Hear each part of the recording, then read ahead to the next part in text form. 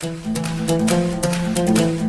हिंद दोस्तों, मेरा नाम है वेदश्री त्रिवेदी और हम लोग इस समय पढ़ रहे हैं फाइनेंशियल मैनेजमेंट। फाइनेंशियल मैनेजमेंट में जो चैप्टर पढ़ रहे हैं वो है cost of capital. Cost of capital में जो टॉपिक विशेष चल रहा है वो है कॉस्ट ऑफ डेट कैपिटल। और कॉस्ट ऑफ डेट कैपिटल में जो इस समय हम लोग पढ़ रहे हैं वो है कॉस्ट ऑफ रिडीमेबल डिबेंचर्स, अर्थात शोधनीय ऋणपत्रों का कॉस्ट कैसे निर्धारित किया जाता है। जब बात डिबेंचर्स की होती है तो दो तरीके के डिबेंचर्स होते हैं, इरिडीमेबल डिबेंचर्स और रिडीमेबल डिबेंचर्स। तो रिडीमेबल डिबेंचर्स की हम लोग बात कर रहे हैं। रिडीमेबल डिबेंचर्स अर्थात ऐसे डिबेंचर जिनको निर्गमित करते समय ही कंपनी ने उनके शोधन की तिथि को निर्धारित कर दिया है कि इनका शोधन कब करेंगे और कैसे करेंगे। तो ऐसे डिबेंचर्स की कॉस्ट को कैसे निर्धारित किया जाता है, पिछला वीडियो मैंने इसी से रिलेटेड आपको प्रोवाइड कराया था। यदि वो नहीं देखा है तो उसको भी देख लीजिएगा। और आज एक और क्वेश्चन करने वाले हैं जिसमें कई सारे इशू एक्सपेंसेस हैं और उनको मैं क्लियर आपको कर दूंगा। उसके बाद में मेरी तरफ से ये चैप्टर का ये टॉपिक समाप्त हो जाएगा। लेकिन हाँ, यदि आपकी प्रॉब्लम रहती है और आप हमें याद करते हैं तो मैं हमेशा आपके साथ हूँ, हमेशा की तरह। तो चलिए स्टार्ट करते हैं आज का अपना ये क्वेश्चन। देखिए क्वेश्चन आपके बोर्ड पर है। क्वेश्चन के अंदर इन्फॉर्मेशन कुछ ऐसी है कि Radha limited issued 8,010% debentures of ₹400 even at a premium of 5%. These debentures are redeemed after 8 years at a premium of 10%. The expenses of issue are underwriting commission 2% on issue price, brokerage 5% on issue price, and other expenses 4,000. Calculate cost of debt capital issue assuming tax rate is 60%. तो चलिए start करते हैं भैया। अब देखिए यहाँ पर हमको ये वाला फॉर्मूला यूज करेंगे, cost of debt capital before tax IP plus maturity value minus net proceed upon N upon maturity value plus net proceed upon 2 into 100। हमको यही सारी वैल्यू तो चाहिए होती हैं और क्या चाहिए होगा, तो इन सारी वैल्यूज को पहले कैलकुलेट करते हैं। वैल्यूज को कैलकुलेट करें इससे पहले हम लोग को सबसे पहले क्वेश्चन के अंदर चाहिए होती है कि फेस वैल्यू क्या है। तो फेस वैल्यू क्या है हमारे डिबेंचर्स की, वो है 400 रुपीज पर डिबेंचर। एक डिबेंचर कितने का है, 400 रुपीज का है, ठीक है ना। तो IP बताइए सर कितना होगा। IP मतलब इंटरेस्ट पेबल। इंटरेस्ट पेबल होगा 10% ऑफ 400 का 10% कितना होगा, 40 रुपीज हो जाएगा। इंटरेस्ट इनको कितना देना पड़ेगा वर्ष भर में, 40 रुपया देना पड़ेगा। कब, तो नेट प्रोसीड कितनी होगी, नेट प्रोसीड बताइए ना सर जी, नेट प्रोसीड कितनी होगी। नेट प्रोसीड की बात करोगे तो ये भैया 400 रुपये वाला डिबेंचर प्रीमियम पर इशू करते हैं। कितना प्रीमियम पर, 5% प्रीमियम पर इशू करते हैं। तो 5% जोड़ दीजिए, 4×5 20 रुपया प्रीमियम पर इशू करते हैं, ठीक ना। तो कितना हो जाएगा इनका, 420 रुपये हो जाएगा। इसको नेट प्रोसीड नहीं इश्यू प्राइस कहें तो बेहतर होगा, नेट प्रोसीड नहीं है ये, इश्यू प्राइस। इश्यू प्राइस कितना है, 420 रुपया। ये अपना डिबेंचर कितना इशू करते हैं, 420 रुपये पर, लेकिन मिलेगा कितना, तो नेट प्रोसीड की बात करते हैं। जब ये 420 रुपये पर इशू करेंगे तो इतना इनको मिल नहीं जाएगा, 2% अंडर राइटिंग कमीशन जाएगा, 2% अंडर राइटिंग कमीशन। अब 420 का जब आप 2% निकालोगे तो 4 दूनी 8, 2 दूना 4, 8 रुपया 40 पैसा आएगा, 8 रुपया 40 पैसा आ जाएगा आपका क्या, अंडर राइटिंग कमीशन, ठीक है ना। उसके बाद में ये ब्रोकरेज दे रहे हैं, कितनी ब्रोकरेज दे रहे हैं, तो 0.5% की ब्रोकरेज दे रहे हैं। अब जरा 420 रुपये का 0.5% निकालो, वो बताओ कितना आएगा। तो 5 दूना 10 और 5 चुक्कू 20, 1 21 है ना। तो ये भैया 2 रुपया 10 पैसा आ जाएगा ब्रोकरेज। अब उसके बाद में 4,000 रुपये ये अदर खर्च कर रहे हैं। अदर एक्सपेंस कितने हैं, 4,000। इसको समझो, जब हम एक डिबेंचर की बात कर रहे हैं ना, हम ओवरऑल 8,000 डिबेंचर की बात नहीं कर रहे हैं। ये जो कैलकुलेशन ले रहे हैं ये एक डिबेंचर की ले रहे हैं। देखो 400 रुपया लिया ना हमने, 420। तो जब इन्होंने 4,000 अतिरिक्त खर्च किए तो ये 4,000 8,000 डिबेंचर पर खर्च किए गए, अर्थात एक डिबेंचर पर केवल 50 पैसे ही खर्च किया गया है। तो 50 पैसा और ले लो।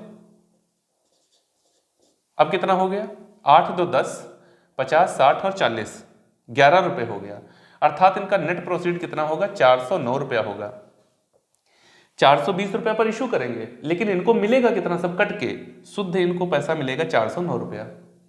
अच्छा, मेच्योरिटी वैल्यू कितनी होगी भैया, 400 वाला डिबेंचर 10% प्रीमियम पर रिडीम करेंगे तो 40 रुपये इनका प्रीमियम भी जाएगा, अर्थात 440 रुपये इनको देना पड़ेगा, ठीक है। और आगे चलें तो टाइम क्या होगा, 8 ईयर्स, 8 वर्ष बाद रिडेम्पशन किया जाएगा। टैक्स रेट की भी बात कर लें, टीआर कितना होगा तो 60% होगा। ये इन्फॉर्मेशन क्वेश्चन के अंदर हमको दी गई। अब इसी के आधार पर क्वेश्चन को सॉल्व किया जाएगा। तो चलिए फॉर्मूला है हमारे पास, इसमें वैल्यू पुट कर देते हैं। कैसे रखेंगे मान, तो भैया सबसे पहले आईपी कितना है 40 रुपया है, मेच्योरिटी वैल्यू कितनी है 440 है, नेट प्रोसीड कितना है 409 रुपया है, टाइम कितना है 8 वर्ष का है।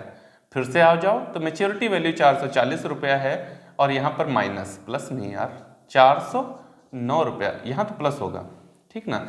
440 maturity value plus net proceed 409 divided by 2 गुणे 100। और थोड़ा सॉल्व करते हैं चल के इसको, तो ये 40 रुपया आ गया प्लस 440 माइनस 409, ये कितना आएगा 31 रुपया अपॉन 8। 440 प्लस 409 ये कितना होता है, तो 4 4 8 और 49, मतलब 4 4 8 849 रुपया। और 849 को जब 2 से डिवाइड करेंगे तो 800 का आधा होता है 400 और 49 का आधा होता है 24 रुपया 50 पैसा। तो ये आ जाएगा 424 रुपया 50 पैसा गुणे 100। थोड़ा और सॉल्व कर दीजिए सर जी। हाँ ठीक है, 40 प्लस 31 को 8 से डिवाइड करो, कितना आएगा, तो भैया 8 3 24, बचा कितना 6 1 7 70 हो गया, ठीक ना। 70 को अब डिवाइड करो 8 से तो कितना आएगा 8 28 64, ठीक है। बचा कितना 64 हो गया, 6 बचा 60 बचा, 8 और 7 56, 8 पंचे 40 अपॉन 424.5 इंटू 100। अब इसको जोड़ दीजिए तो 43 रुपया 875 पैसे को 424 रुपये 50 पैसे से आप डिवाइड करिए और 100 से मल्टीप्लाई दे दीजिए, आपका आंसर कितना आएगा, तो भैया ये आंसर आ जाएगा हमारा 10.33%। और ये हो गया हमारा आंसर कॉस्ट ऑफ डेट, लेकिन कैसा, बिफोर टैक्स। हम आपको बता चुके हैं हम लोगों को cost of debt after tax calculate करनी ही होगी, चाहे पूछा जाए चाहे ना पूछा जाए। तो कॉस्ट ऑफ डेट यहां कर देते हैं, कॉस्ट ऑफ डेट कैसे आफ्टर टैक्स, ये कैसे आती है, cost of debt before tax into 1 minus TR। तो cost of debt before tax है मेरी 10.33% इंटू 1 माइनस TR 60% है, मतलब 0.6। तो भैया ये कितना आ जाएगा 10.33 इंटू 0.40। अब इसका मल्टीप्लाई दे दो, यही आपका आंसर हो जाएगा। चलिए इसका मल्टीप्लाई देते हैं भैया, तो 4 3 12 के 2, 4 3 12 1 13, 4 0 0 4 1 4, अर्थात 4.132% ये हो गई cost of debt after tax. और इस तरीके से हम लोगों ने cost of debt before tax और cost of debt after tax दोनों को बड़े ही आराम से कैलकुलेट कर लिया है। अरे मैंने तो आराम से कैलकुलेट कर लिया है, आपको समझ में आया कि नहीं, ये तो हमको बताओ। जब तक आप हमको ये नहीं बताओगे कि हमें चीज़ें समझ में आ रही हैं या नहीं समझ में आ रही हैं, बताएं तो आपकी प्रतिक्रिया हमारे लिए बहुत महत्वपूर्ण होती हैं। तो अपनी प्रतिक्रियाएं हम तक निरंतर पहुंचाते रहिए। और यदि ये वीडियो आपको अच्छा लगा है तो इसे लाइक करें, अपने दोस्तों के साथ में साझा करें यदि आप जरूरी समझते हैं और उनकी भी मदद करना चाहते हैं। हमारे चैनल को सब्सक्राइब नहीं किया है तो सब्सक्राइब कर लीजिए, ताकि मेरे सारे वीडियो आपको आसानी के साथ में मिल सकें। अपना स्नेह देने के लिए और वीडियो को पूरा देखने के लिए आप सभी का हृदय की गहराइयों से बहुत बहुत धन्यवाद। जय हिंद दोस्तों।